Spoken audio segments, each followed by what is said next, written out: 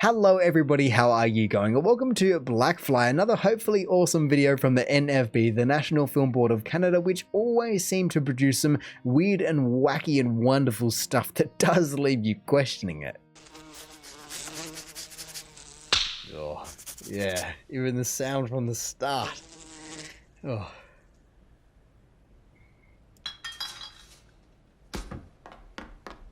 Oh.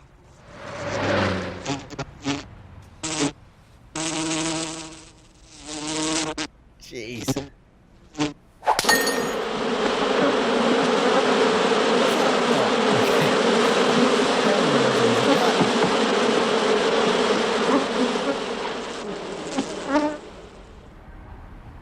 Where's it going to be going? There has to be a twist to it. There's always a twist to it. Was early in the spring when I decided to go for to work up in the woods in North Ontario.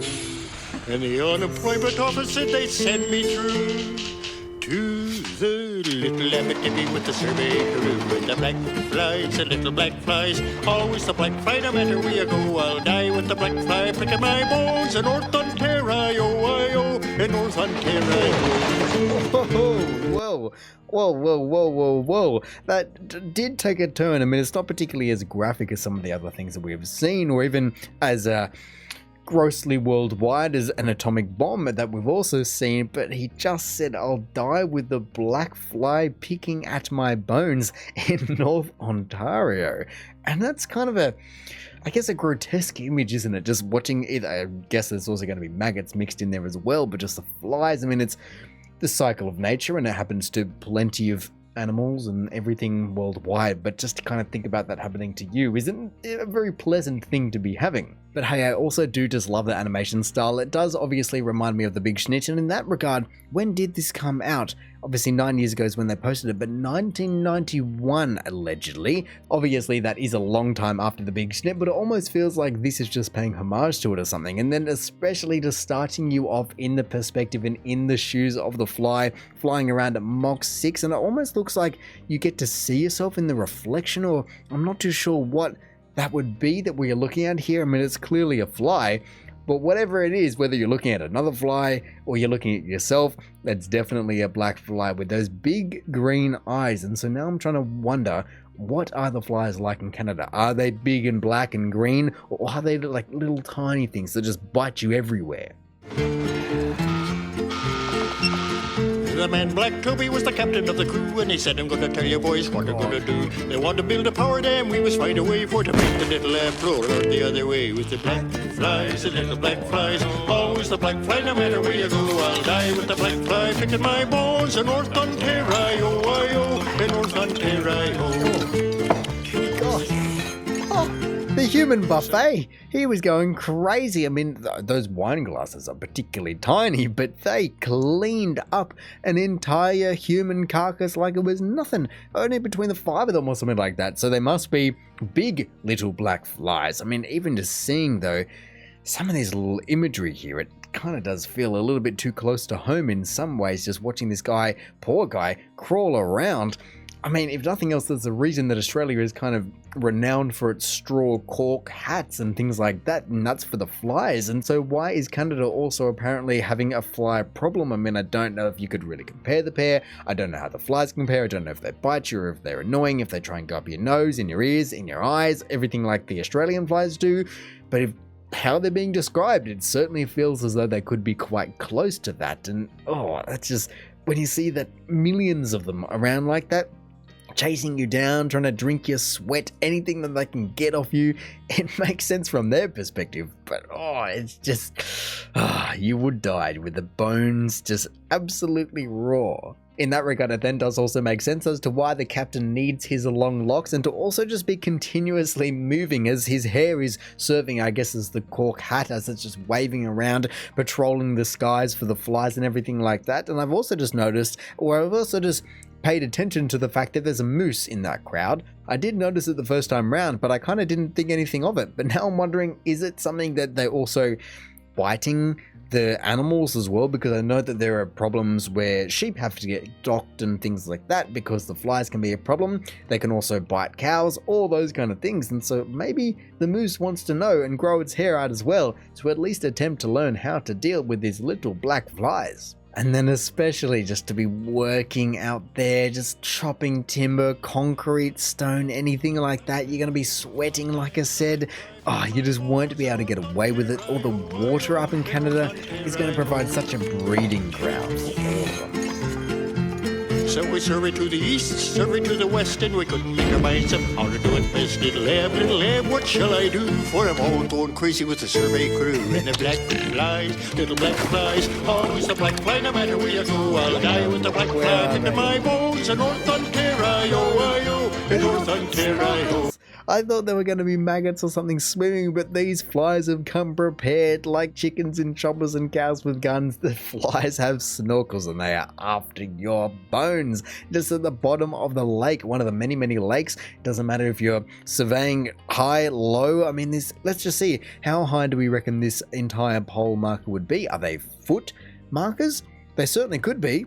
I mean, it does make him a little bit little, only being 4.5 feet, but hey, that's fine as well, and he's clearly then got plenty of pole to spare. So is it a 10-foot pole, a 20-foot pole, or I don't know how deep pole? It doesn't matter, because these little flies with their tiny exoskeletons and their snorkel are coming for you. That is insane. Even the flippers on them, the wings tucked back for extra hydrodynamics, it's all over there for you. Oh no, run, swim, I don't know what you can do. They're flying, they're swimming. Black fly everywhere, a crawling in your whiskers, a crawling in your hair, swimming in the soup, swimming in the tea. The devil take the black fly, let me be. Black fly, little black fly, always the black fly, no matter where you go. I'll die with the black fly, picking my bones in North Ontario, in North Ontario.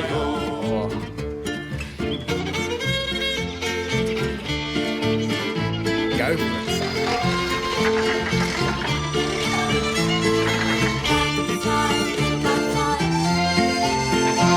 Black Goby fell a swearing, the work went slow, the state of our morale was a getting pretty low, and the flies swarm heavy, it was hard to catch your breath as you stuck it up and down the trail, talking to yourself with the black flies, the little black flies, always the black fly, no matter where you go.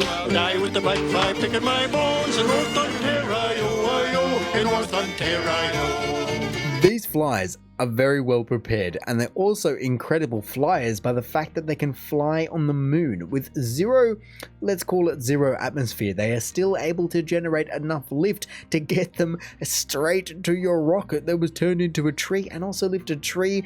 It is truly a metaphor, I guess, for everything that they are absolutely inescapable. No matter what you do, they will be there. In your tea, in your hair, in your rocket to outer space, they will be there. And then again, I mean, I don't know why the snake was playing the xylophone or whatever instrument that would be, but it did put them into perspective when we saw that they were in their hair, and they did also comment on the fact that they were up your nose or in your teeth, whatever exactly they said, but we are clearly seeing that they are little. And so that does then make me wonder how little. Like, they've been shown to be a range of sizes throughout this entire thing, and I don't particularly think that they would be, flea-sized flies? That's pretty darn small, but if they are, I'm sure that they are truly just inescapable, as you're never going to be able to see them coming. They're just going to be everywhere. All of a sudden they're on you, they're in your hair, in your neck, in your clothes. No matter what you do, they will be there, and I guess in that department, they are different to the Australian flies. You know, you go out to Cooper-Pedy, the Cooper-Pedy flies will get you. You know, you get the horse flies as well that will bite you through your clothing and bite people through leathers. I mean, there's a reason that they're called horse flies. They're not little, they are very big flies, but they don't really live in your hair like that. You can get rid of them and they don't really want to be around you. It's just that the numbers are so tremendous of these big B-52 bombers that they can come and get you, as well as with the mosquitoes that have stingers, 15 mil long. But hey, like I said earlier, it does make sense from the perspective that all of these little beasties are opportunistic. I mean, I guess like any single animal is always going to be opportunistic, and so if they can get your sweat, if they can get your eyes, if they can get your bones, if you're going all the way down to that, they will take it. There's not much that can stop them in that regard. They're not really thinking, oh no, I wouldn't want that. It just is what it is, and that's the whole world over, whether you're in Canada with a million bits of water so they can just multiply like anything else, or you're in the middle of the outback where there's nothing around, but they still somehow manage to come with the floods and the rains, I guess, and they just then propagate everywhere. Die with the blackfly picking my bones in North Ontario, in North Ontario. Well, now, the bloke's name was Blind River Joe. If it hadn't been for him, we'd have never pulled through, because he wound up our bruises and he kitted us for fun, and he landed us some bacon grease and balsam gum for the black flies, the little black flies. Always the black fly, no matter where you go. I'll die with the black fly picking my bones in North Ontario, in North Ontario. Oh, God. Oh, my goodness. And at last the job was over, Black Toby said we're through with the little Abitibi and the survey crew. 'Twas a wonderful experience, and this I know, I'll never go again to North Ontario. Yeah, that makes sense. And I don't know how that entire sentence works. As you said, it was a wonderful experience, but I'll never go again. I guess you're just cherry picking which parts you're kind of remembering. Oh, it was a wonderful place, beautiful views. I can only imagine you were generally up in the mountains if you are going to be surveying a dam to be built. But then again, I guess if you are going to be damming something, it is going to be a fairly hefty water supply, and that just makes it all the more fun for the flies. They can follow you everywhere, even into your egg, which I guess is a bit strange considering the cook just bandaged you up, but did they also set you up? You know, they went, okay, I'll bandage your finger, but it'll cost you, well, everything. It's just a rib cage floating up, 3 minutes later. And I'm also noticing a general theme with all these people that are able to survive, or at least not be constantly pestered by these flies, and that's the scraggly nature of their beard. I mean, this guy is wearing his ship's hat, but compared to the captain and the cook, they do have their themes down, whereas everyone else is not really rocking anything. They're a little bit too clean for the job, so to say.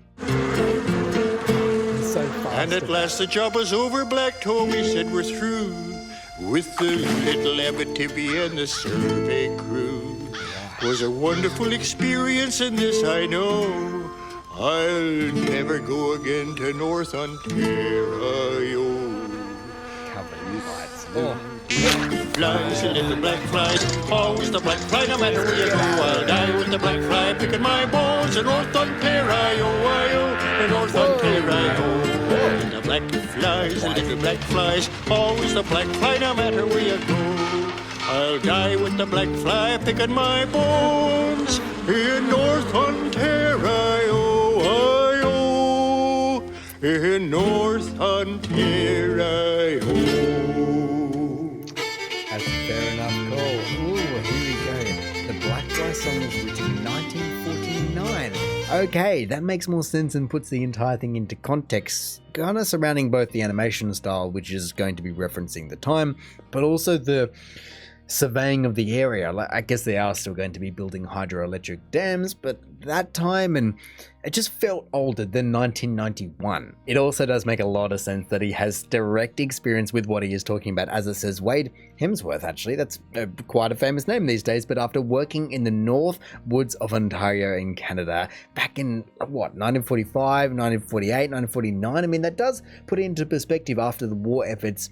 I wonder if that's why he said earlier that he was unemployed, and that's when he went up to survey these, I guess, pretty incredible landscapes, but still out into the middle of nowhere. As he said, the unemployment office said that they would send me through, but he also chose to then go and work. So I guess to some degree you were choosing to go up there. You're hardly getting drafted to go up and be in the Blackfly plague, but for whatever reason he was unemployed at the time to some degree, and then he was just sent off with his boat, with his pole, to just go find a place to build a dam. And I don't know if that's what that word means.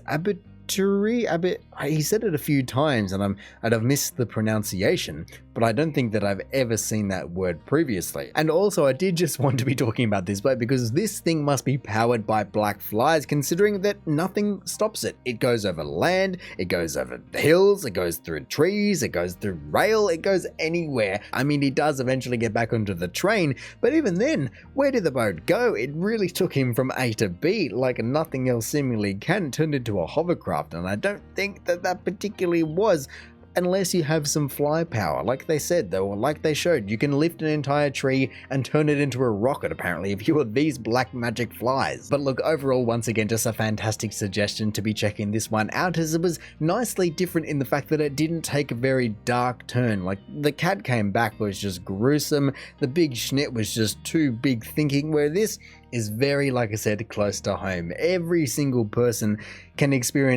has experienced some degree of flies, and whether that's Australian flies, Canadian flies, I don't know, Portuguese flies, I don't know what you might have experienced, but it does not matter. Everyone has had a fly try and do something, and so you can just picture it with millions around you when they're just following you everywhere, where they truly do just want to be eating and picking at your bones. You can kind of understand that they are opportunistic, and that's fine. That's what every animal and organism does. That's what they do best. Everyone kind of takes what they can and leaves nothing but the bones, literally and figuratively. But that doesn't mean that some places don't have it worse off, and that is definitely going to be one of them. If you are just up in these areas, like I said, with a lot of water, and as the summer turns or the spring turns and all the water and the moisture just turns to perfect breeding grounds, no thank you. I don't want it in the egg, I don't want it in the tree, I don't want it in the rocket or the house or the home or anything like that.